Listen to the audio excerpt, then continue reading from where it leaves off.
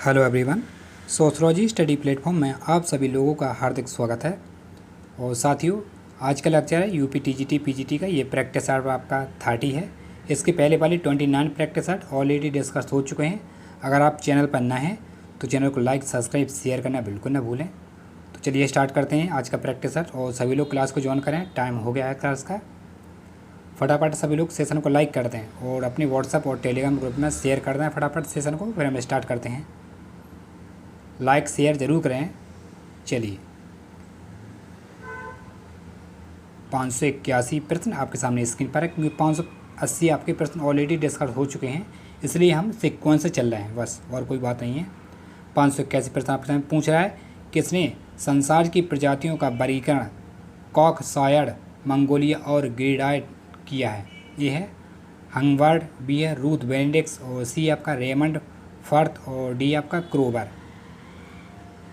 प्रश्न नंबर 581 क्या कह रहा है? किसने संसार की प्रजातियों का वर्गीकरण जो है कॉकसायर्ड, मंगोलिया और ग्रीडाइड किया है?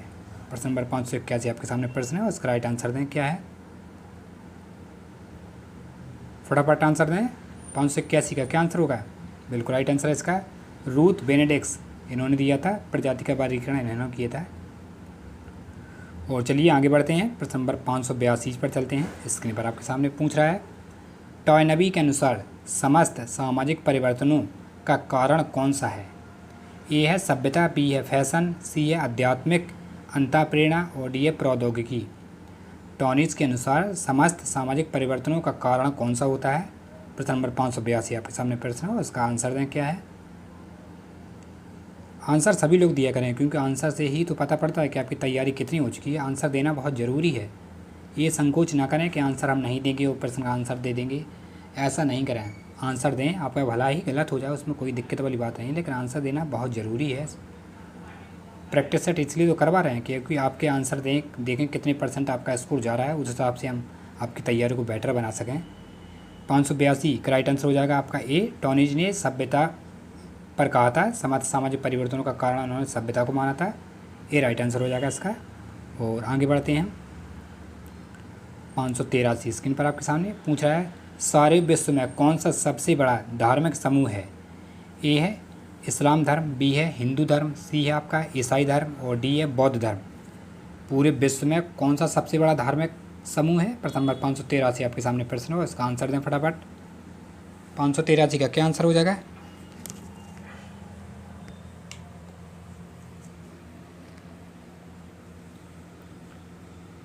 आपके सामने प्रश्न है 583, इसका आंसर क्या हो जाएगा?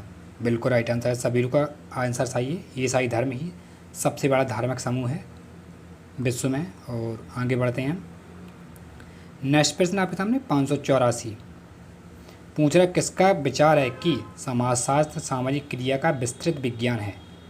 ए है इरावती कर्वे, बी है जी.एस. घुरिये, सी है एच. रिजले, और डी है मैक्स वेबर। किसका विचार है कि समाजशास्त्र जो है सामाजिक क्रिया का विस्तृत विज्ञान है? बहुत ही फेमस प्रश्न है। इस बार पीजीटी और टीजीटी में ज़रूर पूछेगा, इसलिए इसको याद कर लें और नोटबुक लेकर के ज़रूर बैठा करें। जब भी कोई प्रैक्टिस डिस्कस हो रहा है तो अपनी नोटबुक, पेन और कॉपी लेकर के बैठा करें, जिससे कोई जो भी डाउट प्रश्न है आपके वो लिख सकते हैं आप। और हमें टेलीग्राम ग्रुप पर संपर्क कर सकते हैं। उसका लिंक हमने टेलीग्राम ग्रुप का जो है डिस्क्रिप्शन बॉक्स में दिया हुआ है, वहाँ जा करके आप हमें संपर्क कर सकते हैं। जो भी क्वेरी आपकी बिल्कुल बोल सकते हैं, आपका सारी समस्या का समाधान होगा उस पर। चलिए 584 का आंसर था फटाफट, इसका राइट आंसर हो जाएगा मैक्स वेबर ने कहा था। इनका कथन है कि समाजशास्त्र सामाजिक क्रिया का विस्तृत विज्ञान है, ये मैक्स वेबर से संबंधित है। 584 का आपका डी राइट आंसर हो जाएगा। और नेक्स्ट प्रश्न है 585, बहुत ही फेमस प्रश्न है ये। मॉडर्नाइजेशन ऑफ ट्रेडिशन पुस्तक के लेखक कौन है? ए है टॉमस हॉब्स, और बी है हेनरी मैन, सी है मॉन्टेस्क्यू, डी है Yogendra Singh. Modernization of tradition पुस्तक के लेखक कौन है? और इसका आंसर सभी लोग जानते हैं। बिल्कुल राइट आंसर है सभी का। बिल्कुल गुड, सभी का आंसर राइट है डी, योगेंद्र सिंह की है भाई ये पुस्तक, मॉडर्नाइजेशन ऑफ ट्रेडिशंस। नहीं है पता? ये दिल्ली के प्रोफेसर थे जी इन्होंने। चलिए आगे बढ़ते हैं। प्रश्न नंबर 586 स्क्रीन पर आपके सामने पूछ रहा है, उस प्रक्रिया को जिसमें एक निर्जातीय समूह अपनी विशिष्ट विशेषताओं को समाप्त कर अन्य सामाजिक खंड से अभेद हो जाता है, किस नाम से उसे पुकारा जाता है? ए है आत्मसातकरण, बी है प्रसार और सी है बहुल संस्कृतिकरण, डी है बहुलवाद। प्रश्न नंबर 586 प्रश्न कह रहा है उस प्रक्रिया को जिसमें एक निर्जातीय समूह जो है अपनी विशिष्ट विशेषताओं को समाप्त कर अन्य सामाजिक खंड से अभेद हो जाता है, किस नाम से पुकारा जाता है? 586 बिल्कुल राइट आंसर है इसका सी, बहुसंस्कृतिवाद के नाम से पुकारा जाता है। बस प्रश्न को आपको अच्छे से पढ़ना है क्योंकि प्रश्न में ही आपका उत्तर छुपा होता है। ये आप बिल्कुल अपना नोट कर लें, दिमाग में बैठा लें कि आपका प्रश्न में ही आपका आंसर है। तो प्रश्न को अगर आप जितना अच्छा से पढ़ेंगे तो उतना अच्छा आपका आंसर होगा। ये प्रैक्टिस करने से ही आता है। चलिए आगे बढ़ते हैं। प्रश्न नंबर 587 रोल सेट की अवधारणा का प्रतिपादन किसने किया था? अभी देखिए कितना प्यारा प्रश्न है। अगर इसका आंसर आपने गलत दिया तो बहुत अच्छी बात नहीं होगी। रोल सेट की अवधारणा किससे संबंधित है? ए है आर्किमाइटन, बी है कार्ल मार्क्स, सी है कॉम्ट और डी आपका स्पेंसर साहब। रोल सेट कैसे संबंधित है? प्रश्न नंबर 587 आपके सामने प्रश्न है। बिल्कुल राइट आंसर है इसका आर्किमाइटन साहब से है। Good answer. रोल सेट की अवधारणा जो है आर्किमाइटन साहब ने दी थी। और आगे बढ़ते हैं। प्रश्न नंबर 588 आपके सामने पूछ रहा परिवार तथा नातेदारी का क्षेत्रीय अध्ययन किसने किया था? ए है IP देसाई, बी है KM कपाड़िया, सी है AM साय और डी है इरावती करवे। किसने परिवार तथा नातेदारी का क्षेत्रीय अध्ययन किया था? कौन से थिंकर थे वो? इंडियन थिंकर में कौन से थिंकर हैं? फटाफट बताएं 588 का प्रश्न क्या होगा? क्या है आंसर इसका 588 का? बिल्कुल राइट आंसर इरावती करवे। D is the right answer. आपका राइट आंसर सही है डी, इन्होंने ही अध्ययन किया था। और आगे बढ़ते हैं। 589 प्रश्न आपके सामने स्क्रीन पर पूछा है हम समितियों से जुड़े हैं ना कि संस्थाओं से, ये किसका कथन है? ए है अकबर, बी है मैकाइवर एवं पेज और सी है जॉनसन और डी है दुबे, SC दुबे। ये आपका जॉनसन है। हम समितियों के साथ समितियों से जो है जुड़े होते हैं, संस्थाओं से नहीं। किसने कहा था? 589 बिल्कुल राइट आंसर है। मैकाइवर और पेज ने कहा था कि हम समितियों से जुड़े होते हैं, संस्था से नहीं जुड़े थे। क्योंकि संस्थाएं जो होती है एक औपचारिक दायित्व होते हैं। जो विवाह संस्था आपकी और आपका विश्वविद्यालय होता है, उसमें जो संस्था कार्यकारिणी होती है क्रमबद्ध तरीके से चलते हैं, उनको संहिता कहते हैं। जबकि समितियाँ यह होती हैं किसी कार्य के उद्देश्य की पूर्ति के लिए बनाई जाती हैं इसको। उसके बाद वह जब पूर्ति हो जाती है तो समिति नष्ट हो जाती है। और नेक्स्ट प्रश्न है 590 आपके सामने पूछ रहा है यह किसने कहा कि समाज सामाजिक संबंधों का जाल है? ए है किंग्सले डेविस, बी है RM मैकाइवर और पेज और सी है TB बॉटोमा, डी है AR देसाई। किसका कथन है भाई? ये समाज जो है सामाजिक संबंधों का जाल है, किसने कहा था? बिल्कुल राइट आंसर इसका बी हो जाएगा। क्योंकि मैकाइवर पेज ने जो है बहुत सी चीज़ों पर इन्होंने अवधारणा दी हैं। मैकाइवर और पेज ने तो उन्होंने साथ में, क्योंकि ये पहले स्टूडेंट हैं मैकाइवर और पेज, इन उसके सोशोलॉजी के पहले स्टूडेंट हैं। उनकी पुस्तक भी है मैकाइवर की सोसाइटी पुस्तक, बहुत ही फेमस पुस्तक है इनकी। और चलिए आगे बढ़ते हैं हम। प्रश्न नंबर 591 स्क्रीन पर आपके सामने पूछ रहा है प्राचीनतम विवाह संस्कार का वर्णन करने वाला विवाह सूक्त किस में पाया जाता है? प्राचीनतम विवाह संस्कार का वर्णन करने वाला विवाह सूक्त किस में पाया जाता है? ए है ऋग्वेद में पाया जाता है, बी है यजुर्वेद में पाया जाता है, सी है सामवेद में पाया जाता है और डी है ग्रास सूत्र में पाया जाता है। 591 आपके सामने प्रश्न है, इसका आंसर दें क्या हो जाएगा 591 का?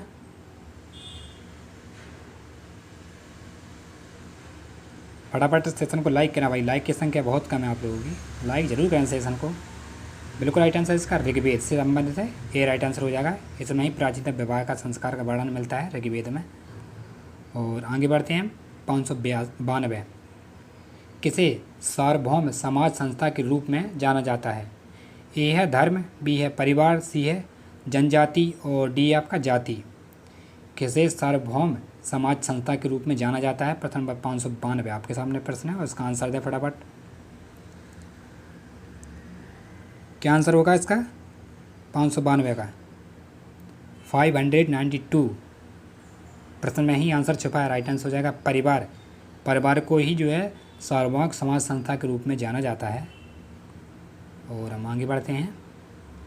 नेक्स्ट प्रश्न आपके सामने 593 पूछ रहा है किसी विशेष वर्ग में क्षेत्र की कुल जनसंख्या उस क्षेत्र का क्षेत्रफल व्यक्ति प्रति वर्ग किलोमीटर है। यह सूत्र किससे संबंधित है? ए है जनसंख्या घनत्व, और बी आपका जनसंख्या दर, सी है निर्भरता अनुपात, और डी है लिंग अनुपात।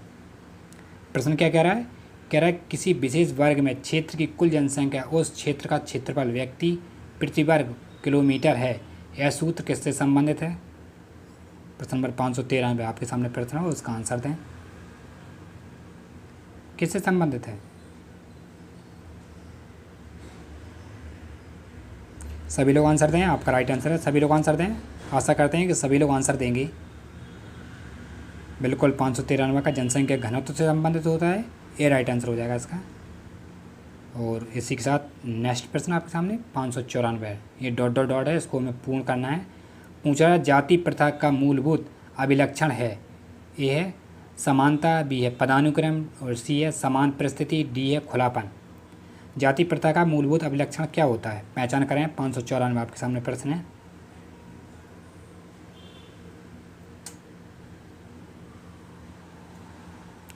क्या हो जाएगा इसका आंसर? बिल्कुल पदानुक्रम होता है। पदानुक्रम जाति प्रथा का मूलभूत अभिलक्षण होता है। पदानुक्रम, यहाँ गैप है जो, यहाँ आपका पदानुक्रम आएगा, बी राइट आंसर हो जाएगा 594 का। और आगे बढ़ते हैं 595 स्क्रीन पर। पूछा भारत में समाजशास्त्र के संस्थापक कौन थे?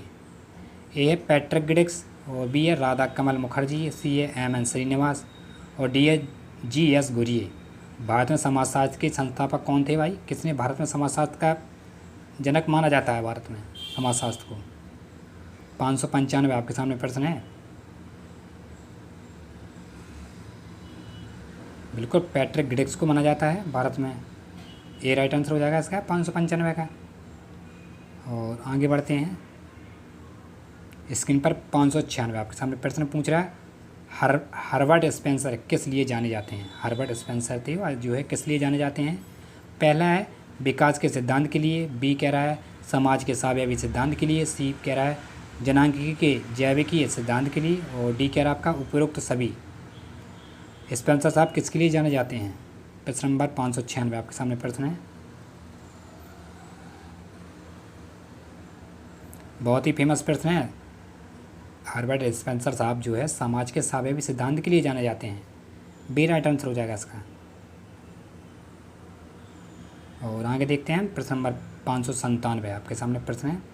पूछा निम्नलिखित में से कौन समुदाय का एक तत्व नहीं है?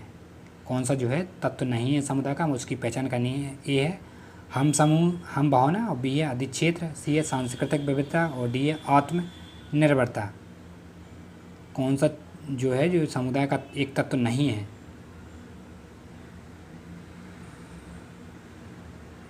प्रश्न नंबर 597 आपके सामने प्रश्न है, उसका राइट आंसर क्या हो जाएगा? सांस्कृतिक विविधता होती है और समुदाय का तत्व नहीं होती, हम की भावना पाई जाती है। अधिक्षेत्र होता है, आत्मनिर्भरता समुदाय में होती है, लेकिन सांस्कृतिक विविधता ये नहीं होती है, इसलिए आपका सी राइट आंसर हो जाएगा। क्योंकि हमें गलत कथन को पहचान करना है भाई, तो आपका सी राइट आंसर हो जाएगा।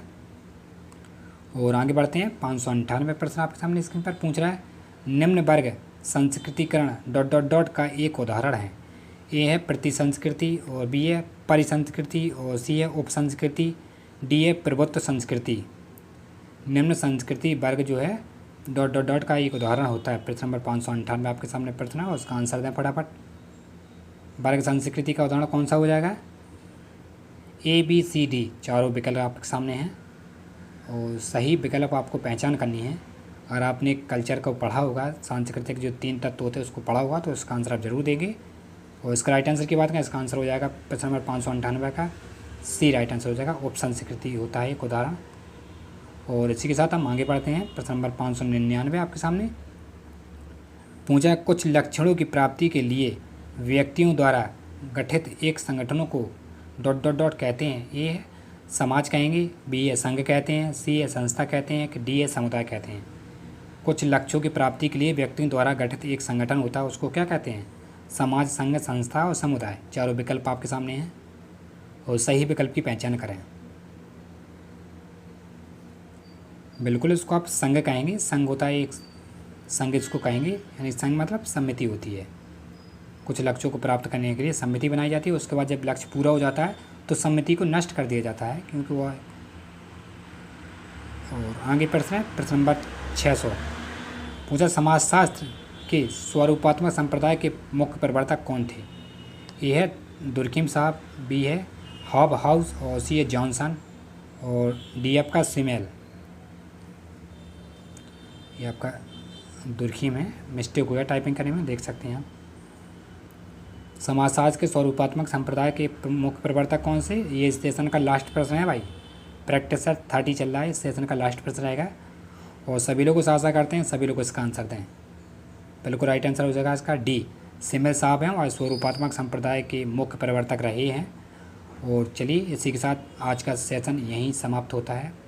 और साथियों, अगर आप चैनल पर नए हैं जो लोग, तो चैनल को सब्सक्राइब कर लें, लाइक करें और अपने मित्रों के साथ ज़रूर से ज़रूर शेयर किया करें, क्योंकि आपके साथ साथ उनकी भी प्रिपरेशन अच्छे से होती रहे। क्योंकि पीजीटी का और टीजीटी का पेपर आपका कभी भी लग सकता है, डेट कभी भी आ सकती है, तो प्रैक्टिस सेट को बरकरार रखें। हमारी मनोकामनाएं आपके साथ हैं। आप अपना ख्याल रखें, अपने परिवार का ख्याल रखें। धन्यवाद।